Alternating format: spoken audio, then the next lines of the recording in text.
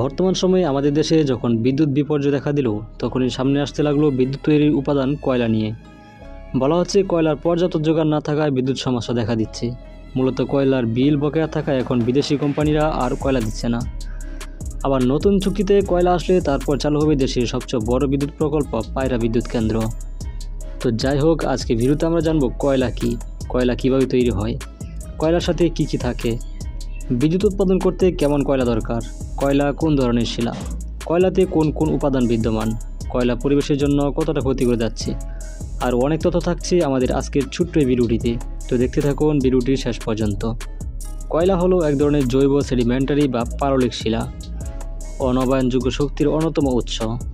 মূলত কয়লা পুড়িয়ে তাপ উৎপন্ন করা হয়, এরপর সেই তাপকে কাজে লাগিয়ে তৈরি করা হয় বিদ্যুৎ শক্তি।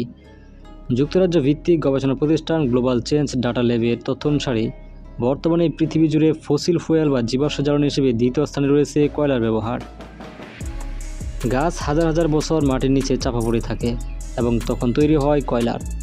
এই তথ্যটুকু কম বেশি সবারই জানা, কিন্তু আসলে ঠিক কীভাবে মাটির নিচে তৈরি হয় এই কয়লাটি? গাছ থেকে তৈরি প্রক্রিয়াটি বেশ দীর্ঘ। প্রায় 30 কোটি বছর আগে কার্বনিফেরাস যুগের পৃথিবীর জলবায়ু ছিল উষ্ণ এবং আর্দ্র। প্রচুর পরিমাণে জলাভূমি ছিল ভূপৃষ্ঠ জুড়ে। জলাভূমির পাশে গড়ে উঠত বনাঞ্চল। মারা যাওয়ার পর এসব গাছের ঠাঁই হয় জলাভূমির তলদেশে। প্রাথমিকভাবে পানির নিচে অক্সিজেনের অভাবে আংশিক পচে যাওয়া গাছের কাণ্ড পিট অবস্থায় রূপান্তরিত হয়।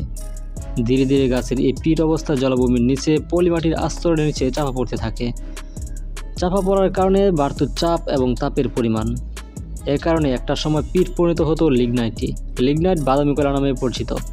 এরপর পানির প্রবাহ, স্রোত ও ভূমির পরিবর্তনের ফলে লিগনাইটের উপর জমত আরও শক্ত মাটির আস্তরণ। যতই ভূপৃষ্ঠের নিচে যেত ততই চাপ বাড়ত আর তাপ বাড়ত। ফলে লিগনাইট থেকে সাব বিটুমিনাস এবং বিটুমিনাস থেকে তৈরি হয় কয়লা।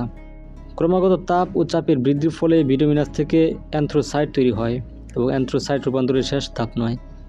তাপ এবং চাপ আরও বাড়তে থাকলে অ্যান্থ্রাসাইট পরিণত হয় গ্রাফাইটে এবং আপনারা জানেন সবশেষ পর্যায়ে গ্রাফাইট থেকে তৈরি হয় হীরা। বিশ্বজুড়ে কয়লার ব্যাপক ব্যবহার শুরু হয় 18 শতকে শুরু হওয়া শিল্প বিপ্লবের সময়। বাষ্প ইঞ্জিন চালানোর জন্য তখন একমাত্র জ্বালানি ছিল কয়লা।